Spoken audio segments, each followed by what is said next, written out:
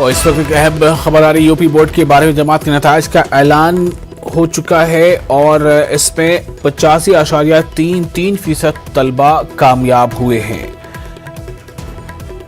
Board इम्तिहान में 22 लाख से ज्यादा तलबा ने की थी शिरकत और यूपी बोर्ड के 12वीं जमात के नताइज का ऐलान हुआ है और इस नताइज में काफ़ी खुशाइंद पहलू है। 85.33% तलबा कामयाब हुए हैं। बोर्ड इम्तिहान में कुल 22 लाख से ज्यादा तलबा ने शिरकत की थी।